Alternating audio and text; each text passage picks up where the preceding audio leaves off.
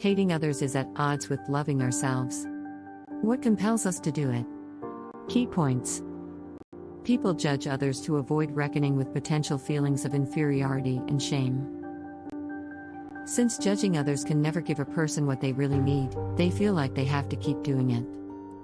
One can choose not to perpetuate the cycle of judgment. Judging other people has nothing to do with the people who you are judging. For many people with disordered eating, making judgments about other people's food choices and bodies is a part of the picture. This is often out of line with the individual's real values, which are generally more about inclusivity, diversity, compassion, and relatedness, ideas that are fundamentally at odds with judgmentalism. So, why does this happen? Many people who have not been privileged enough to receive unconditional love have an unconscious idea that there is only so much to go around. So much attractiveness, so much wealth, so much youth, so much beauty, so much achievement, and, ultimately, so much love. They have a belief in finiteness. When someone else has something, it seems like something that they are deprived of.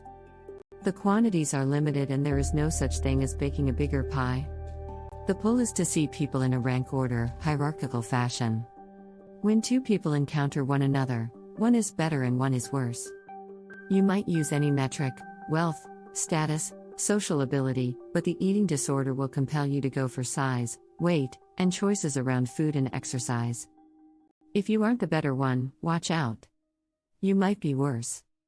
You feel like you have to keep doing it. And so, judgmentalism is about safety. If you are the better person in a given scenario, you don't have to worry that you might be the worse one. You don't have to reckon with potential feelings of inferiority, shame, and generally not being good enough. Because judgmentalism destroys relationships. If you are better than someone, you are apart from them. You are above them, not beside them, and so nobody is beside you. And, of course, because real strength is not about shting on other people. It's about knowing who you are, what you value, and how you want to live that truth. It's about knowing that you can afford to be generous because you are enough and there is enough to go around. Extending you some kindness does not diminish me, instead, it makes the world that I exist in a better place to be. We bake a bigger pie, we all win. Because you probably also know how it feels to be judgmental. There is that quick sense of relief. But then, on some level, an awareness that you are not in alignment with who you really want to be.